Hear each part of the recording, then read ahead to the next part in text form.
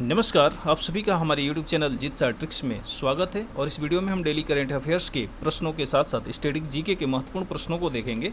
आइए हम वीडियो को शुरू करते हैं और आज का हम पहला प्रश्न लेते हैं। आज का पहला प्रश्न है, वैश्विक आर्थिक संभावना रिपोर्ट किस एक संस्था के द्वारा जारी किया जाता है? ऑप्शन है विश्व बैंक, विश्व आर्थिक मंच, अंतर्राष्ट्रीय मुद्रा कोष, विश्व व्यापार संघ। तो इसका सही आंसर है विश्व बैंक।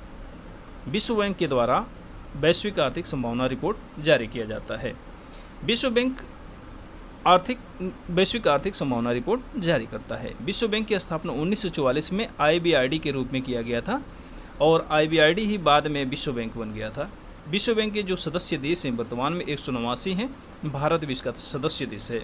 विश्व बैंक का मुख्यालय वाशिंगटन DC में है, जो संयुक्त राज्य अमेरिका में स्थित है। वर्तमान जो इसके अध्यक्ष हैं, याद रखिएगा, अजय बंगा हैं। हाल ही में किसने उड़ीसा के नए मुख्यमंत्री की शपथ ली है? ऑप्शन है पेमा खांडू, मोहन चरण मांझी, N चंद्रबाबू नायडू, सुखविंदर सिंह सुक्खू। तो इसका सही आंसर है मोहन चरण मांझी। मोहन चरण मांझी उड़ीसा के नए मुख्यमंत्री हैं। पेमा खांडू जो हैं ये अरुणाचल प्रदेश के CM हैं, जबकि चंद्रबाबू नायडू आंध्र प्रदेश के ये CM हैं और सुखविंदर सिंह सुक्खू हिमाचल प्रदेश के वर्तमान CM हैं।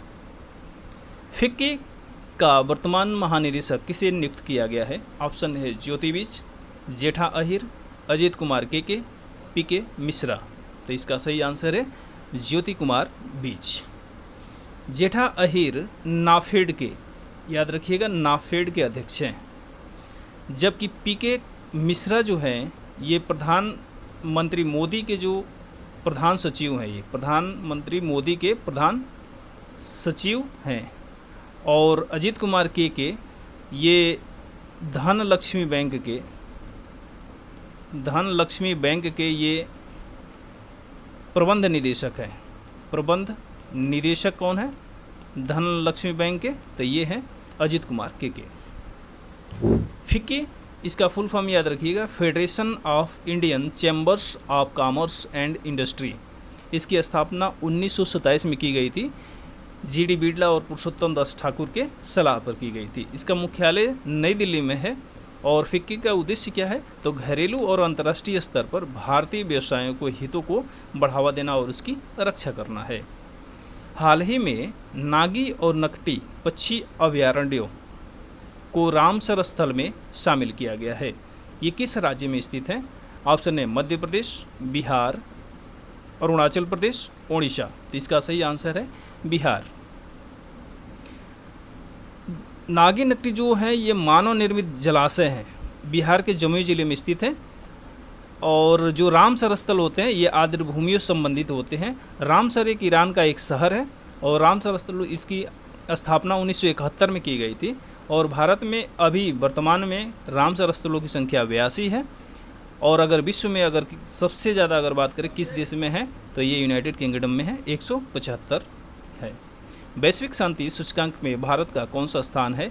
ऑप्शन 112, 116, 127 और 129। तो इसका सही आंसर है 116। वैश्विक शांति सूचकांक GPI यानी global peace index IEP institute for economics and peace के द्वारा जारी किया जाता है। ये भी याद रखिएगा। GPI में कुल 163 देश शामिल थे। सबसे शांतिपूर्ण देश है, पहले नंबर पे आइसलैंड है, दूसरे पे आयरलैंड और तीसरे पे ऑस्ट्रिया है। सबसे कम शांतिपूर्ण देश देखेंगे तो यमन है। यमन 163वां स्थान है, जबकि सूडान का 162 और दक्षिणी सूडान का 161 और अफगानिस्तान 160वें स्थान पे है। तो सबसे शांतिपूर्ण देश आइसलैंड और सबसे कम शांतिपूर्ण यमन है। भारत का स्थान अगर देखेंगे तो 116वां स्थान है। यह 2023 में 126वें स्थान पे था। यूरोप विश्व का सबसे शांतिपूर्ण महाद्वीप है। IEP का मुख्यालय याद रखिएगा सिडनी में है, ऑस्ट्रेलिया में। हाल ही में संसद भवन परिसर में प्रेरणा स्थल का उद्घाटन किसके द्वारा किया गया? ऑप्शन है राष्ट्रपति, उपराष्ट्रपति, प्रधानमंत्री, गृह मंत्री। सही आंसर है उपराष्ट्रपति। 16 जून 2024 को उपराष्ट्रपति जगदीप धनखड़ ने संसद भवन परिसर, इंपॉर्टेंट है, संसद भवन परिसर में प्रेरणा स्थल का उद्घाटन किया। प्रेरणा स्थल भारत की प्रमुख स्वतंत्रता सेनानियों और भारतीय इतिहास के 15 नायकों की प्रतिमाओं को एक ही स्थान पर स्थापित किया गया है। हाल ही में भारतीय वायुसेना की एक टुकड़ी ने अभ्यास रेड फ्लैग में भाग लिया। यह किस देश में आयोजित किया गया? ऑप्शन है संयुक्त राज्य अमेरिका, सिंगापुर, जर्मनी, नीदरलैंड। तो इसका सही आंसर है संयुक्त राज्य अमेरिका। अभ्यास रेड फ्लैग एक उन्नत हवाई प्रशिक्षण है। इसका आयोजन अमेरिकी वायुसेना के इल्सन वायुसेना बेस अलास्का में किया गया था। अमेरिकी वायुसेना के द्वारा इसे हर साल 4 बार आयोजित किया जाता है। इसमें इस बार जो शामिल, इसमें भारतीय वायुसेना के साथ साथ अमेरिकी वायुसेना और के साथ साथ सिंगापुर की वायुसेना भी थी, यूनाइटेड किंगडम की रॉयल वायुसेना थी और जर्मन लुफ्टवाफे ने भी इसमें भाग लिया था। भारतीय वायुसेना की तरफ से इसमें राफेल विमान ने भाग लिया। मत्स्ययान 6000 क्या है? मालवाहक पोत, सुपर कंप्यूटर, पनडुब्बी, युद्धपोत। तो सही आंसर है पनडुब्बी है। यह एक पनडुब्बी है जो 6000 मीटर तक समुद्र में जा सकती है और ये 12 से 16 घंटे लगातार काम करने में सक्षम है और इस पनडुब्बी में 96 घंटे तक ऑक्सीजन की सप्लाई होगी। और इसका विकास किसने किया है? तो NIOT ने, यानी राष्ट्रीय महासागर प्रौद्योगिकी संस्थान ने किया है। और ये कहाँ पे स्थित है? तो ये चेन्नई में स्थित है। और राष्ट्रीय महासागर प्रौद्योगिकी संस्थान की स्थापना 1993 में किया गया था, पृथ्वी विज्ञान मंत्रालय के तहत किया गया था। अब इस पनडुब्बी के द्वारा भारत गहरे समुद्री मिशन करने वाला विश्व का 6ठा देश बन जाएगा, ये भी ध्यान में रखिएगा। हाल ही में प्रौद्योगिकी विकास निधि के तहत व्यक्तिगत पहचान के लिए एक अत्याधुनिक AI टूल विकसित किया गया है। इसका नाम क्या है? दिव्य दृष्टि, बैंडिकूट, आई दृष्टि, फ्यूचर आई। तो इसका सही आंसर है दिव्य दृष्टि। AI टूल दिव्य दृष्टि व्यक्तियों की पहचान करने में सटीकता प्रदान करता है। तो ये व्यक्तियों की पहचान के लिए AI टूल है दिव्य दृष्टि और इसका विकास किया गया है centre for artificial intelligence and robotics care के सहयोग से। एक शिवानी वर्मा है, इनका खुद का स्टार्टअप है, उसका नाम है इंजियस रिसर्च सॉल्यूशन प्राइवेट लिमिटेड के द्वारा किया गया है। तो शिवानी वर्मा का नाम भी याद रखिएगा। विश्व वृद्ध दुर्व्यवहार जागरूकता दिवस कब मनाया जाता है? ऑप्शन है 15 जून, 17 अक्टूबर, 15 अक्टूबर, 14 दिसंबर। इसका सही आंसर है 15 जून को मनाया जाता है। 17 अक्टूबर को याद रखिएगा अंतर्राष्ट्रीय गरीबी उन्मूलन दिवस मनाया जाता है। अंतर्राष्ट्रीय गरीबी उन्मूलन दिवस मनाया जाता है। उन्मूलन दिवस मनाया जाता है कब? 17 अक्टूबर को, जबकि 15 अक्टूबर को अंतर्राष्ट्रीय ग्रामीण महिला दिवस मनाया जाता है। ग्रामीण महिला दिवस मनाया जाता है। ये कब मनाया जाता है? 15 अक्टूबर को। और अगर 14 दिसंबर की बात करेंगे तो राष्ट्रीय ऊर्जा संरक्षण दिवस मनाया जाता है। ये राष्ट्रीय ऊर्जा संरक्षण दिवस मनाया जाता है, संरक्षण दिवस मनाया जाता है।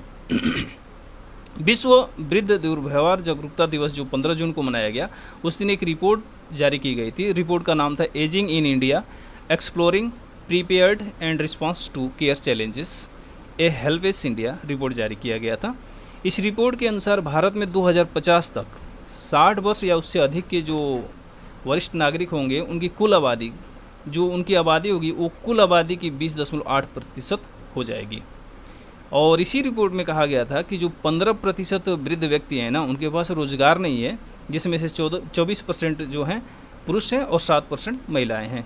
केवल 29% वृद्ध व्यक्तियों के पास ही सामाजिक सुरक्षा का लाभ मिल पा रहा है। ये भी इसी रिपोर्ट में शामिल किया गया था। भारत में कुछ सरकारी योजनाएं चलाई गई हैं, जिसमें से पहला है प्रधानमंत्री वय वंदन योजना, वृद्धजनों की देखभाल के लिए। ये 2015 में चलाई गई थी। इसमें 60 वर्ष या उसके ऊपर के वरिष्ठ नागरिकों को एक नियमित आय प्रदान किया जाएगा। यह एक पेंशन योजना है। और दूसरा योजना राष्ट्रीय वयोश्री योजना 2017 में चली थी, गरीबी रेखा के नीचे के वृद्धजनों को सहायता प्रदान करने के लिए। तरंग शक्ति अभ्यास का आयोजन किसके द्वारा किया जाता है?